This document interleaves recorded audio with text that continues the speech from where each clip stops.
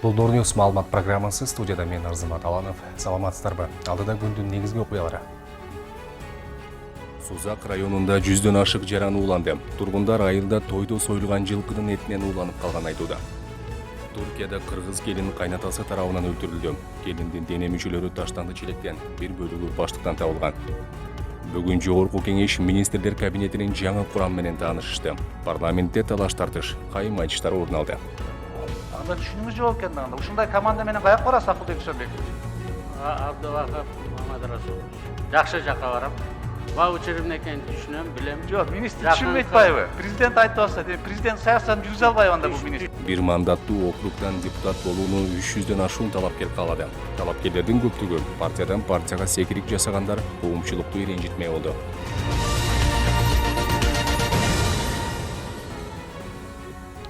Сузак районунда 100дөн ашык тургун массалык түрдө ууланган. Алардын арасынан 14 адам жугуштуу оорулар бөлүмүндө болсо, калганы амбулатордук даарылануудан өтүп жатат. Учурда ууланган жарандардын абалы орто оор деп бааланууда. Тургундар айылдагы тойдо союлган жылкынын этинен ууланып калганынан күмөндөнүшөт. Бирок уулануунун себеби лабораториядан аныктала элек. Бул окуя Сузак райондук ички иштер бөлүмүндө катталып, тергөө иштери башталды. Сузак районунда массалык түрдө ууланган жарандар катталды. Бегават айылынын 100дөн ашык тургуну ууланып, үй бүлөлүк дарыгерлер тобуна кайрылган. Алардын арасынан 14 адам жугуштуу оорулар бөлүмүнө жаткырылган. Тургундар 3 күн мурун айылда болуп өткөн тойдо союлган жылкынын этинен ууланып калганын айтууда. Мен иштеп отурганымда шу кечбай чыйрыгып калдым да. Шуну билип калдым да. Шундан мите болуп атам деди. Кечеси мен калтырап чыйрыгып ооруп чыктым да. Кече кайрылгам, больницага келип врачка учурап, мына назначение кылды, мына укол алып атам, кече баштап нормально, секин оңолуп атам да. Понедельник ыстымаладым, эртең менен чыйрыгып аттым, анан обедке барып 39 болуп кетти температурам. Жууп сурап саат 2-лерде кеткенмин. Анан түн ичинде ушундай болуп турмун. Өзүм билбей калыпмын. Анан айласыз келип жаттым, эми үйдөн деле лечение алсам болмок. Айла жоктон ушунча жыгылып тыгылып атканыман келдим. Бегават айылында 10 октябрда болуп өткөн тойдон кийин адамдардын массалык түрдө ууланып калуусу байкалган. Мындан улам 11 октябрдан бери дарыгерге кайрылгандардын аягы суюлай элек. Ооруканага жаткырылгандардын арасында жаш балдар жана улгайган адамдар бар. Учурда алардын абалы орто оор деп бааланууда. 11 күнү понедельниктен булар кайрылышты баштаган. Понедельник күнү булар биринчи немеге ГСУга кайрылышкан. Анан кечки маал менин дежурный врачым келгенде саат 5тен тартып буяка келишти баштаган. Тойду эртеси күнү кайрылышты баштап чыккан да. Кече 6-оосун жаткырдык. Бүгүнкү күнгө 8 больной жатып атат. Бардыгы биз бөлүмдө азыр 14 больной жатып турат.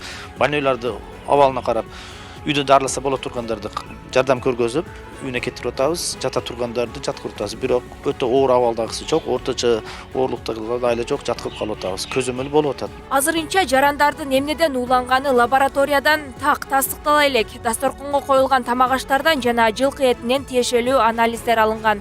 Жылкы союлганда бир күн мурун бышырып, андан кийин жана элге таркатат эмеспи. Бул жерде да ошол сактаганда эрежелерди туура сактап койгон болушу мүмкүн. Ошондон жанагы кандайдыр бир туура эмес сакталуунун натыйжасында ушул эме алып келди деген божомолдор бар. Бүгүнкү күндө бүт тиешелүү анализдер алынды. Жана ооруган бетаттардан изилдөөлөр жүргүзүлөт.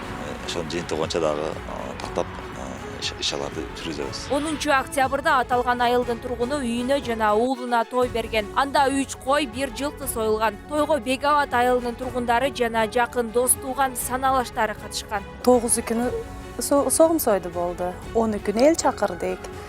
9 эркелер чакырдык, 12ге аялдар чакырдык. Ундан кийин 3-4лерге өзүм үйүмдөгүлөр чыкты. Немеден болду билмем. Хаммамыз едик, иштик, элге берген окатты едик, көчтү едик, шорбаны иштик. 3-тө пишти эт. 11-12де эт салдык, сандыкка салдык. Кыргыз үйгө салдык, ушу кыргыз үй турат. Соктадык, ичинде элге окшогон соктадык. Ушу ит таркаттык. Шорпосын бербедик. Кой шорпа бердик элге. Эми унчалык ат көч жебегенде берди андай эле. Ошон үчүн өзүм жедим мен. Бул окуя Сузак райондук ички иштер бөлүмүнө улануу болуп катталып, тергөө иштери жүрүүдө. Той өткөргөн жана барган жарандардын иштери тергөөнүн негизинде аныкталат. Деген менен тургундар медициналык экспертизадан өтүүдөн баш тартты. Ал тойго келген жарандарга 9-октябрь күнү союлган жылкынын эти тартылган. Бул тойго катышкан 100дөн ашуун жаран 11 октябрдан баштап ушул күнгө чейин дарыгерлерге кайрылышкан. Алардын ичинде жаш өспүрүмдөр дагы бар. Бул окуя боюнча топтолгон материалдар Сузак райондук ички иштер бөлүмүнүн кылмыштардын жана жоруктардын бирдиктүү реестрине уулануу болуп катталып, азыркы учурда териштирүү иштери жүрүп жатат. Облус аймагында жыл башынан бери мындай массалык улануу катталган эместигин адистер айтышты. Акыркы ирет Аксы районунда март айында ичимдикке ууланып 20дай адам ооруканага кайрылган. Алардын 6 көз жумган болчу. Ал эми Бек Абат айылында орун алган адамдардын уулануусу боюнча экспертизанын жыйынтыгы 3 күндөн кийин белгилүү болот. Түркиянын Тегиртак шаарындагы Черкескөй аймагында кыргыз келинин өлтүрүп, кескилеп салган 65 жаштагы түрк жараны кармалды.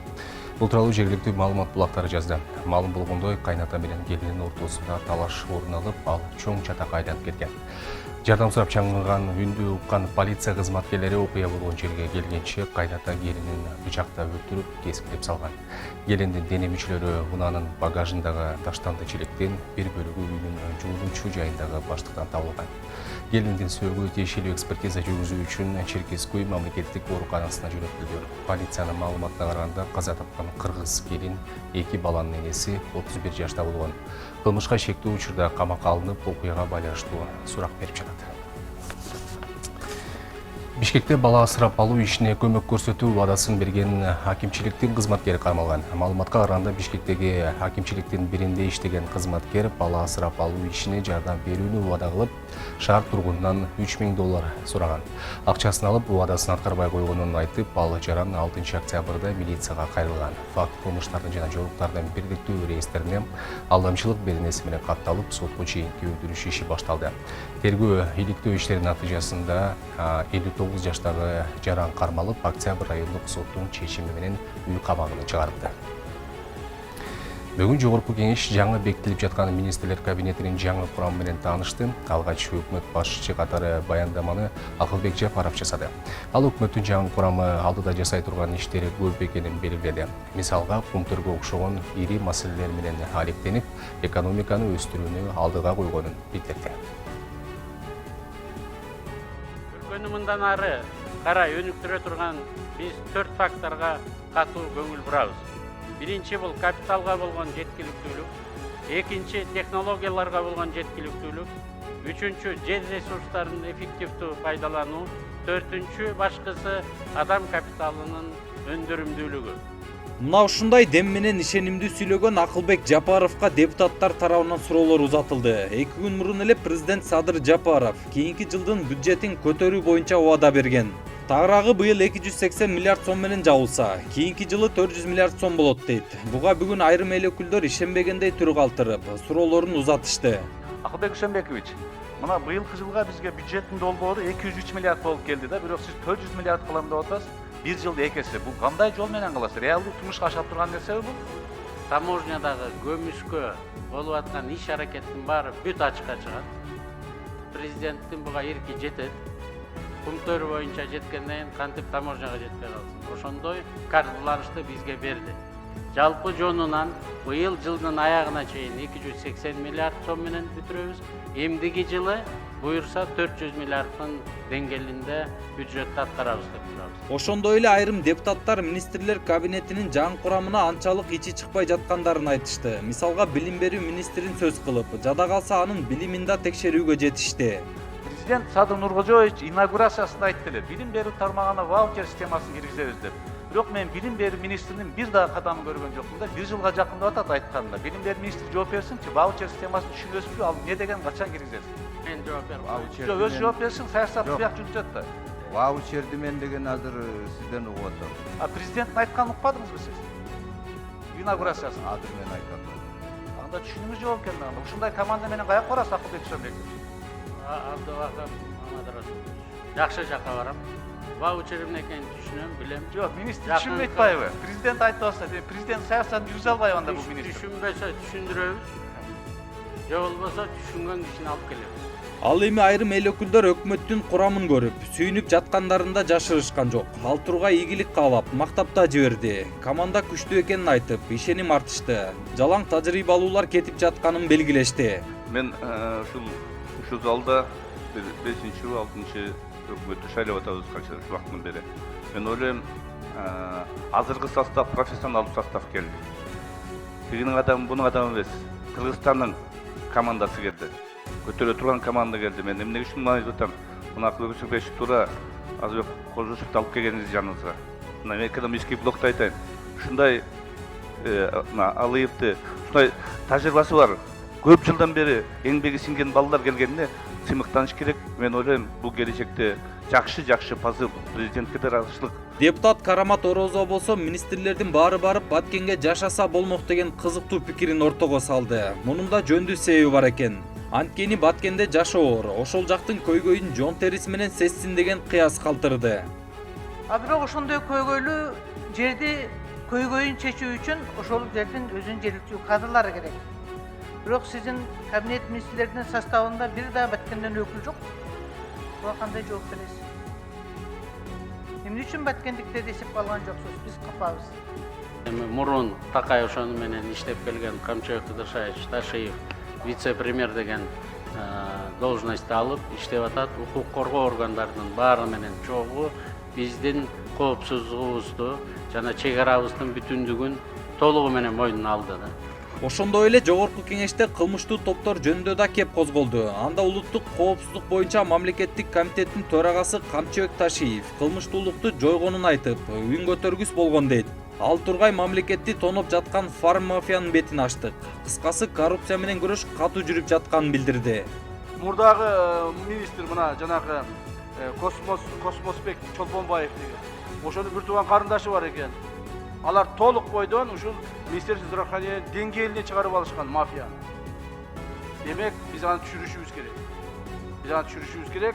Элге доступный лекарствону, дары-дармекти жеткизип беришибиз керек. Ушул биздин негизги милдетибиз. Мен ойлойм, октябрь айы ичи Кыргызстандагы баалардын, фарм баалардын, то есть дары-дармектердин баасы резко түшөт.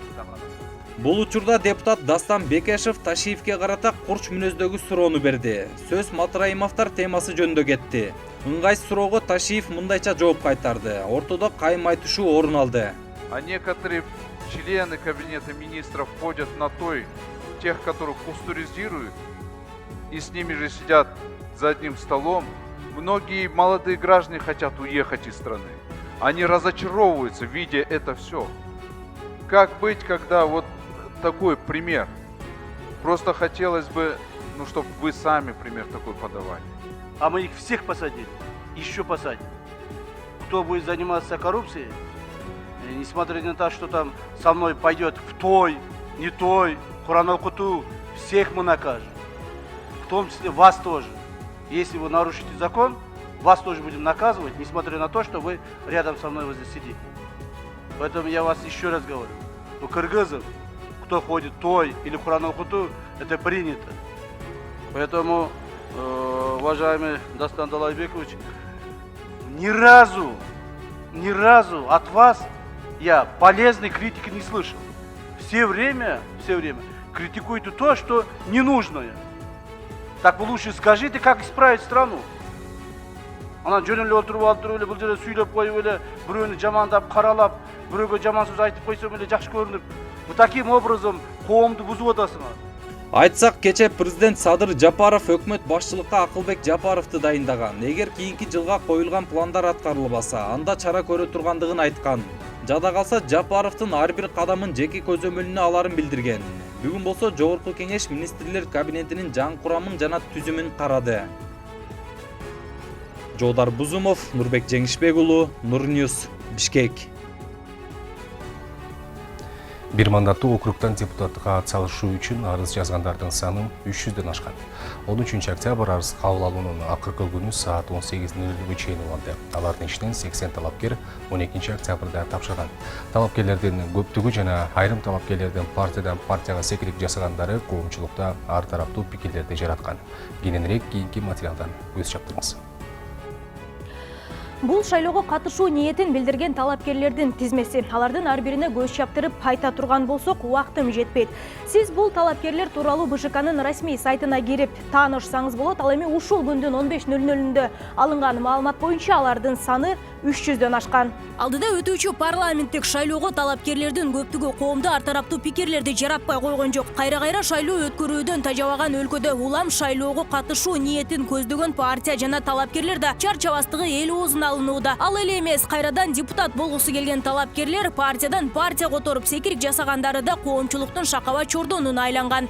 Шайлоого аттагандарды карап отуруп, мансапкор эл экенибизге дагы бир жолу ынанасың. Депутат деген ким экенин билбеген делден кулактарда жүрөт. Интервью алганга киши калдыбы? Бар эле талапкер журналисттерге оор болду. Өй партиялар, тизмеңди көрсөт, ким экениңди айтып берем. Ырчы чоорчулардын баары эле депутат болгусу келет го. Парламент хит парадка айланып кетпесе экен. Маалым болгондой 13 октябрь бир мандаттуу округтан депутаттыкка атсалышуу үчүн арыз тапшыруунун акыркы күнү. Ал эми катталуу үчүн документтерин 18 октябрга чейин тапшырууга тийиш. Бир талапкер бир округтан гана каттала алат. Бүгүн 15:00-гө алынган маалымат боюнча шайлоого катышуу ниетин билдирген талапкерлердин саны 300дөн ашкан. Ал эми арыз кабыл алуу мөөнөтү 18:00-дө аяктады. Шайлоого катышуу ниетин билдирген бир мандаттуу округтан талапкерлердин көпчүлүгү өзүн өзү көрсөткөндөр. Алардын ичинен 80 талапкер арызын 12 октябрда тапшырган. БШК арыз тапшыргандардын 36-сын расмий талапкер катары каттаган. Ал эми Ош шаары жана Ош облусу боюнча парламенттик шайлоого 9 мандат каралган. Азыркы тапта шайлоого карата даярдыктар бардык аймактарда жүргүзүлүп жатат. Өткөн жылкы парламенттик шайлоодо кетирилген мыйзам бузуу жана мүчүлүштүктөр коомго сабак болгону айтылып жатат. Бул жолку шайлоо өнөктүгүндө бир нече мыйзамдарга өзгөртүүлөр киргизилген. Демек мурдагы катачылыктар кайталанбайт деген ишенимин БШКнын Ош облусу боюнча төрагасы Расул Кадыров билдирүүдө. 2020-жылы 4-октябрда өткөн жогорку кеңеш депутаттарын шайлоодогу болгон мүчөлчүлүктөрдүн бардыгы менимче бардыгына сабак болот. Талапкерлерге дагы, партияларга дагы, шайлоочуларга дагы, ал боюнча дагы ошол шайлоочуларды бир топ эле кабардар болуп колдошот. Анан эл дагы кичине пикири өзгөрдү. Шайлоого дагы, талапкерлерге дагы, депутаттарга дагы. Демек, мында таза окуганга биз деле ишенип турабыз. Мына жакында эле Борбор шайлоо комиссиясынын төрайымы Нуржан Карбековна Кыргыз Республикасынын коопсуздук кеңешинин катчысы Марат Иманкуловдор келип, бардык региондордо жолугушууларды өткөрүп кетти. Бийлик дагы таза өтүшүнө өздөрүнүн кепилдигин берип атат. Парламенттик шайлоо 28 ноябрда өтөт. Бул ирет жогорку кеңешке 90 депутат келет. Анын 54-ü партиялык система менен 36-сы бир мандаттуу округтан шайланат. Жалпысынан 75 партия шайлоого катышуу ниетин билдирген. Алардын канчасы катталары азырынча белгисиз. Нурзада Сыдыкова, Адилет Нуршанбаев, Нурньюз, Ош шаары.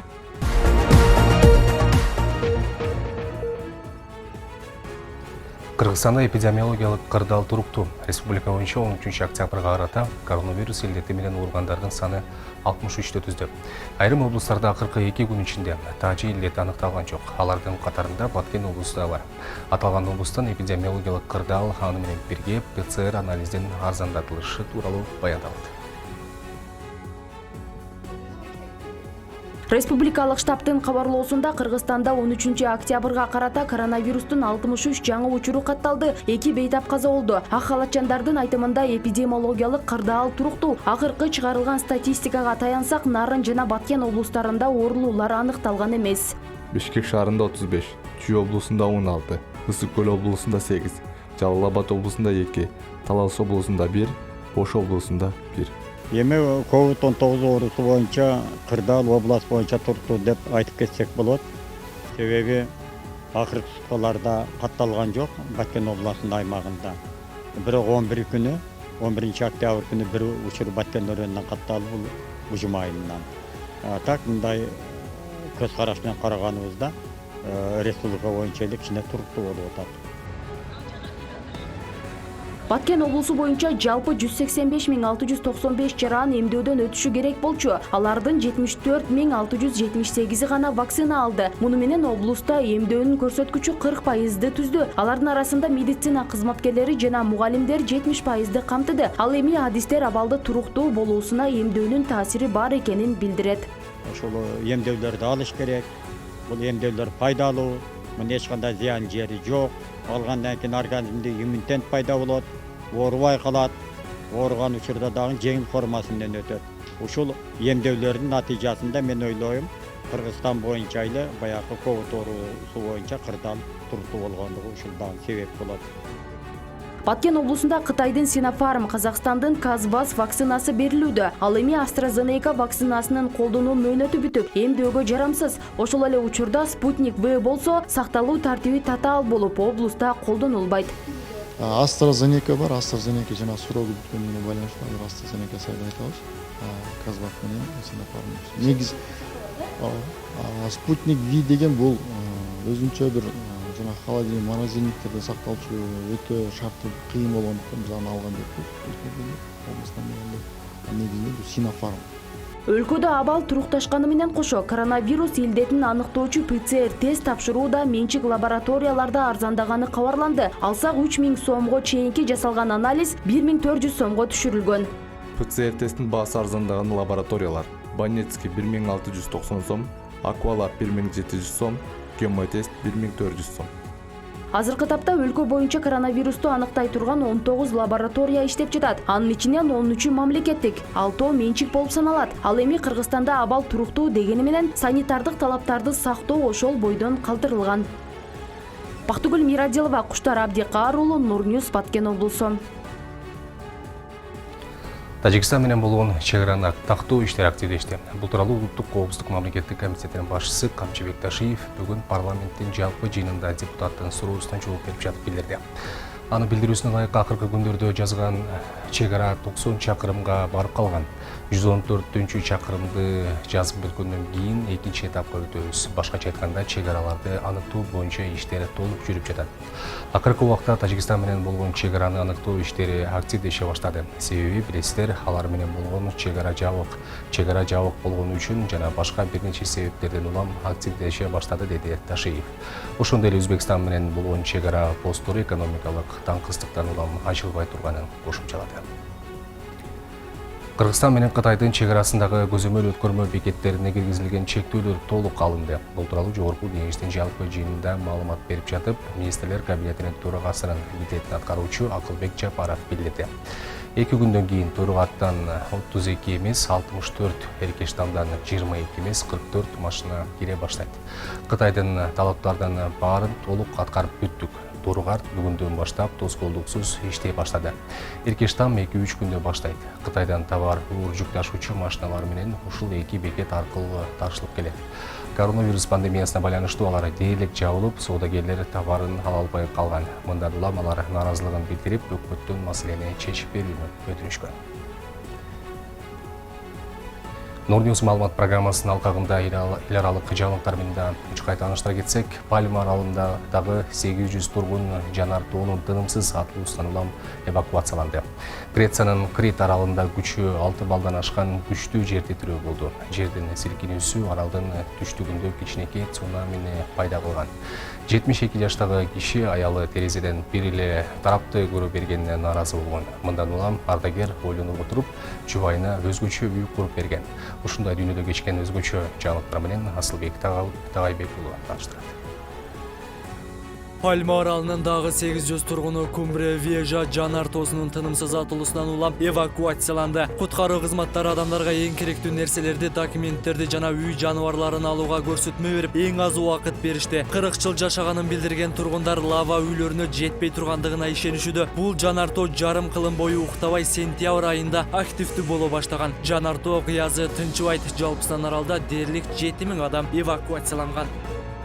Грециянын Крит аралында күчү 6,13 балга жеткен күчтүү жер титирөө болду. Бул Крит шаарында акыркы 2 аптанын ичинде болгон экинчи жер титирөө. Жер титирөөнүн очогу аралдын түштүк-чыгыш жегинен 23 чакырым алыстыкта жайгашкан. Жер силкинүүсү Крит бою жана Эгей деңизиндеги бир нече кошуна аралдарга сезилген. Бийлик жабыркагандар тууралуу маалымат бербейт. Массалык маалыматтарга караганда көптөгөн үйлөр жабыркап талкаланган жана жер титирөө аралдын түштүгүндө кичинекей цунамини пайда кылган.